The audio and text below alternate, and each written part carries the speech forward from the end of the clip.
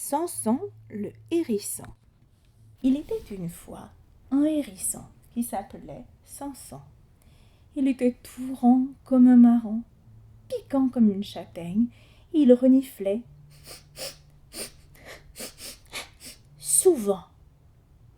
On pouvait l'entendre flairer bruyamment la nuit quand il se promenait dans l'allée du jardin. Il avançait à petits pas le long de la bordure, soulevait une pierre, dans l'espoir de trouver, de dénicher quelques petits cloportes, et grattait un peu la terre,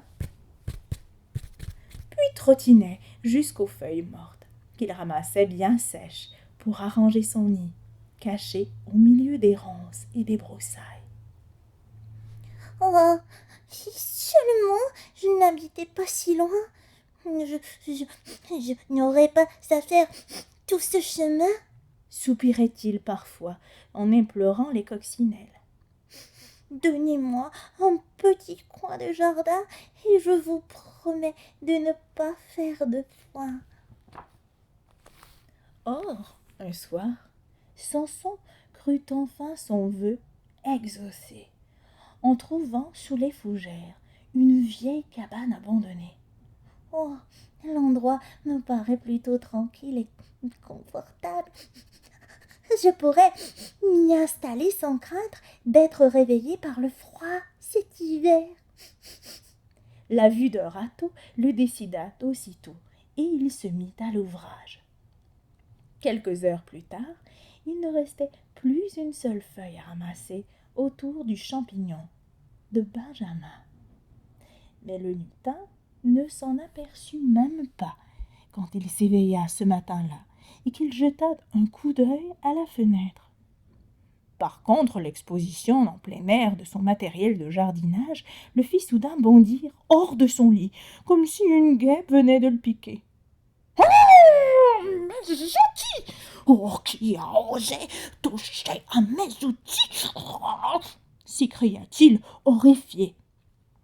Il mit en vitesse ses affaires, il enfila ses vêtements, mit son bonnet de travers, puis se précipita, il courut à la porte et fonça droit vers sa remise. Un épais mur de feuilles et de mousse en bouchait l'entrée.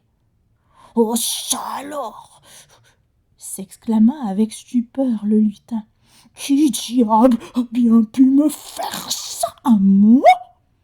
Il commença à enlever la mousse par poignées, les feuilles par brassées et à entasser le tout au milieu du jardin.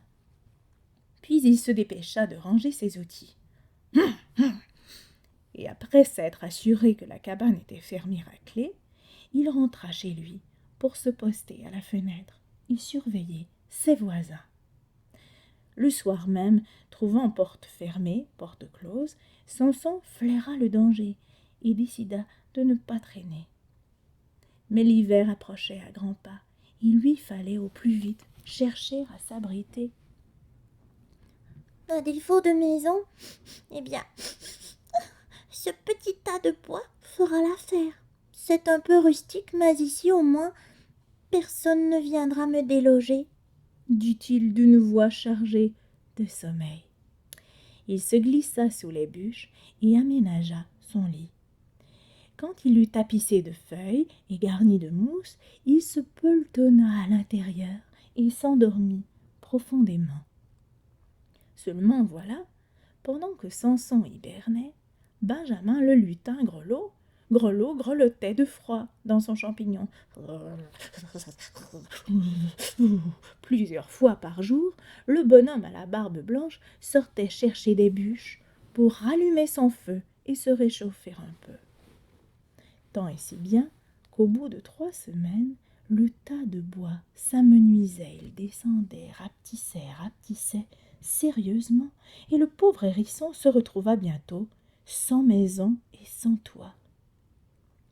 Et comme malheur n'arrive jamais seul, un vent glacé fit voler sa couverture de feuilles, le réveillant brusquement. Hébété, Samson vit alors le lutin qui sciait son toit. Ma pauvre petite maison. Quoi? Qu'est-ce que c'est? s'écria Benjamin interloqué. « Oh, mais tu m'as fait peur. J'ignorais que tu habitais là. » Je vais vivre, moi, maintenant. Je ne sais plus où aller. Se lamenta le hérisson. Il fait si froid. Tandis qu'il gémissait, Benjamin étreignait sa barbe blanche en cherchant comment réparer son erreur.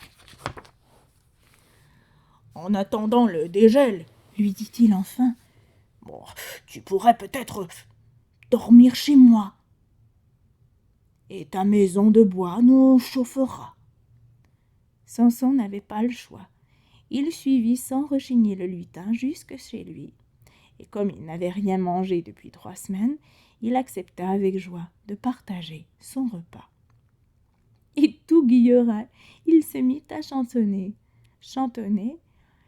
Une assiette allégée, une petite couette pour rêver. Mais Benjamin ne partageait pas, mais alors, pas du tout, la joie du hérisson, quand il fallut justement partager son lit. « Hey, oui, hey, mais fais attention avec tes épis.